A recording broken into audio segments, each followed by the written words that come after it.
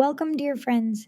Today's podcast draws its inspiration from the spiritual classic Divine Intimacy, Meditations on the Interior Life for Every Day of the Liturgical Year by Father Gabriel of St. Mary Magdalene, OCD. For more Carmelite resources, visit the General Curia of the Teresian Carmel at discalcedcarmelite.com. Now let us begin our journey into Father Gabriel's profound spiritual insights.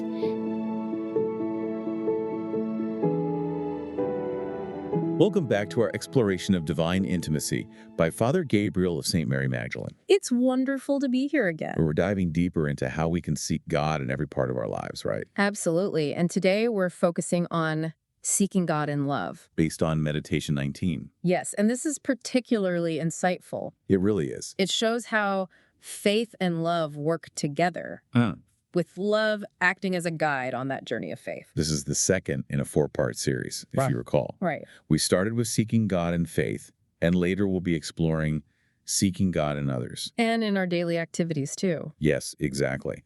Father Gabriel uses a beautiful analogy in this meditation. Oh, tell me about it. He draws from the spiritual canticle. Okay. And compares faith to the feet that carry us. On our journey to God. Exactly. And love. Love is the guide that illuminates the path. It's such a beautiful image, isn't it? It really is. Yeah. This image actually speaks to the deep connection between these two, faith and love. Especially in the Carmelite tradition. Especially St. John of the Cross, A doctor of the church. Yes, and a central figure in Carmelite spirituality.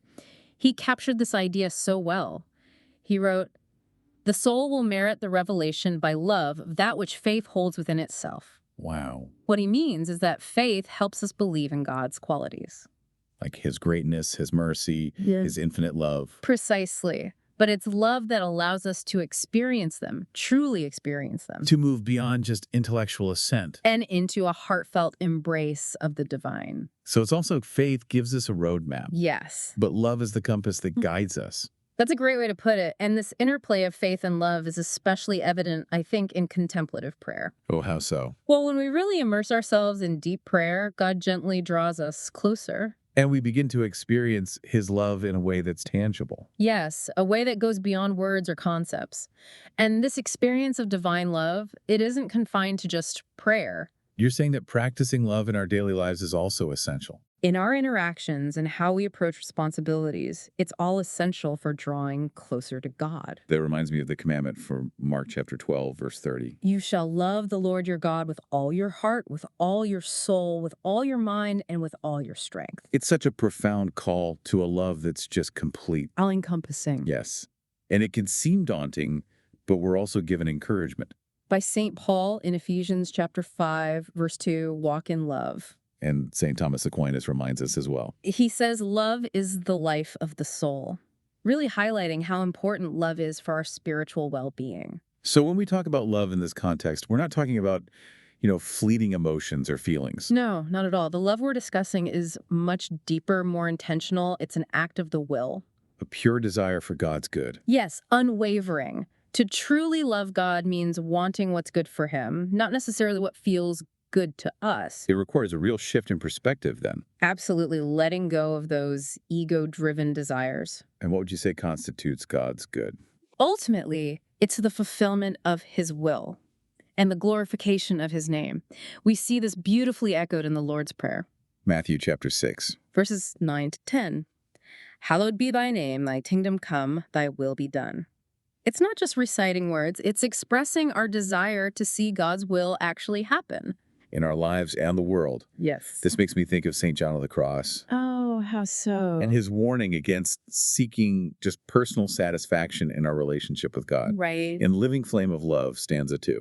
He cautions that if our focus is always on seeking that sweetness and delight in God, it would not then be loving God purely above all things. He's guiding us toward a love that's selfless. And pure. A love that's not driven by our own desires for consolation. Because if we are preoccupied with how we feel in our relationship with God, we risk making it all about ourselves.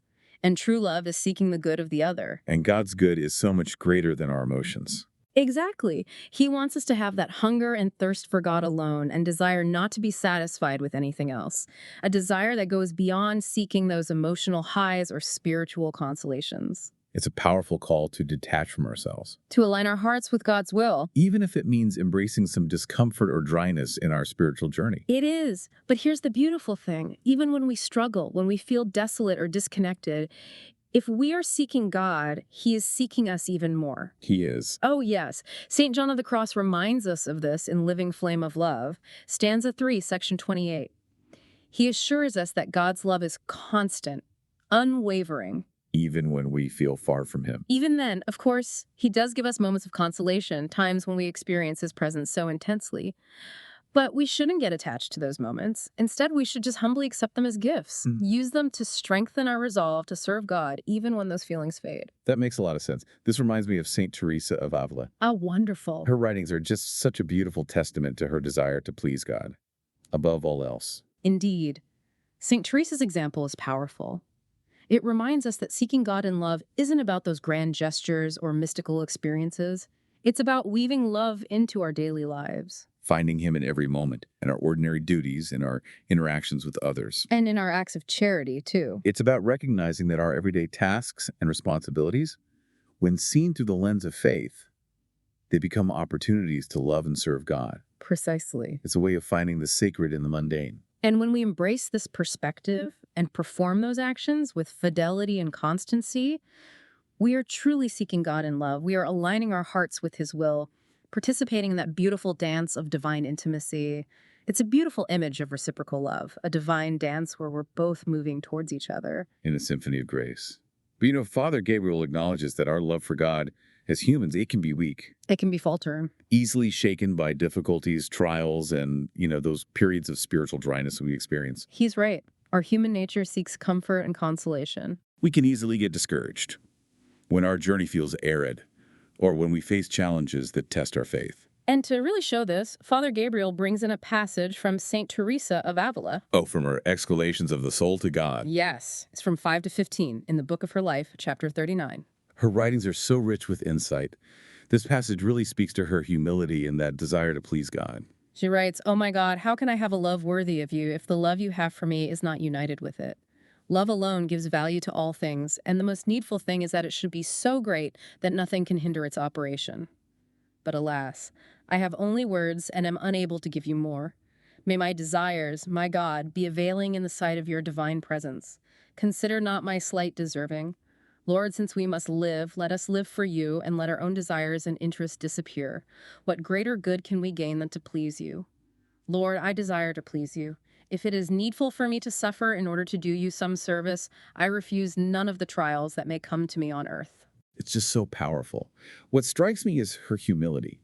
She recognizes the limits of her own human love and surrenders to God. She doesn't try to force a perfect love, but recognizes her need for God's grace to transform her heart.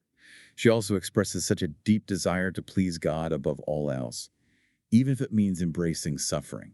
It's a radical surrender of her will to God's will. A testament to the power of selfless love. This is the essence of seeking God in love, relinquishing our desires and aligning our hearts with His will, even when it's challenging. Finding joy in serving Him, no matter our feelings or circumstances. It's about understanding that authentic love isn't about our comfort, but about letting our hearts be shaped by God's will. Choosing moment by moment to seek His will and act on it, even in the small things. And trusting that even when we feel weak, God's grace is enough.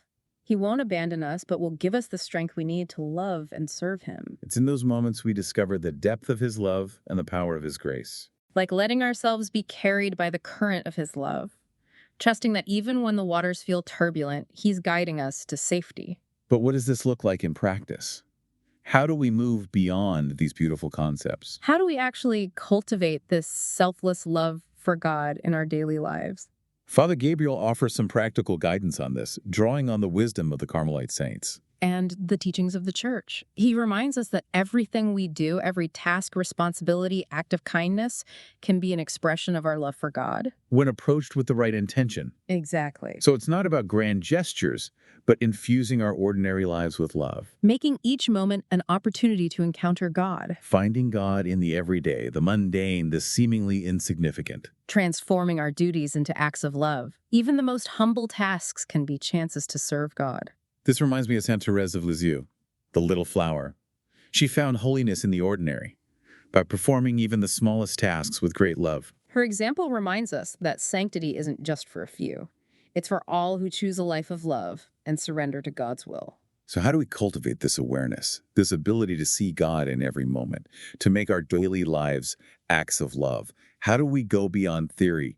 It seems like cultivating that kind of awareness takes a real shift in how we see things, doesn't it? Yes, it's about retraining our hearts to see the world through the eyes of faith and love, developing what we call a contemplative heart. A heart that's tuned in to God's presence in every moment. In every encounter, every circumstance, Father Gabriel really emphasizes this practice of the presence of God throughout the day. Reminding ourselves that He is with us always. Walking beside us, working within us, guiding us towards that ultimate union with Him. So it's not just for designated prayer times or retreats. It's about making our whole lives a prayer. A continuous dialogue with God, a constant offering of ourselves and our actions to Him. Finding those moments in our day to pause, breathe, reconnect. Offer Him our joys and sorrows, seek His guidance, simply rest in His presence. This reminds me of offering up our daily struggles, our sacrifices, Uniting them with Christ's sufferings. for the salvation of souls. Beautiful example.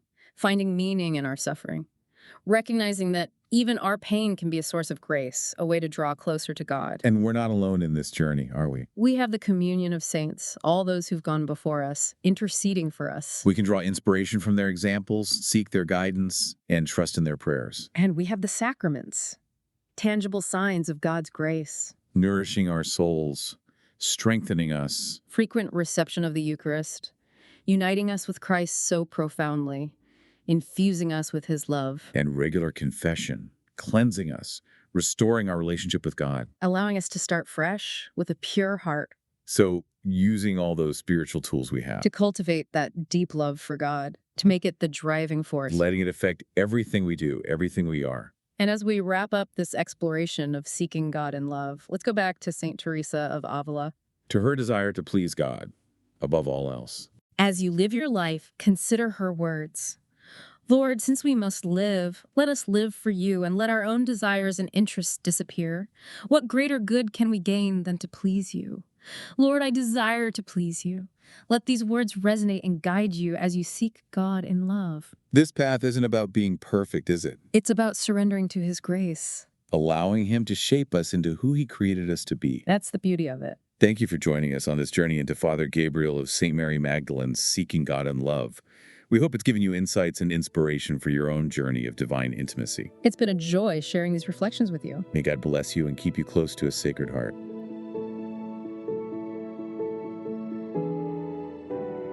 Thank you so much for listening, praying, and being part of this journey. Until next time, may God bless us and keep us close to His heart. Take care and see you soon.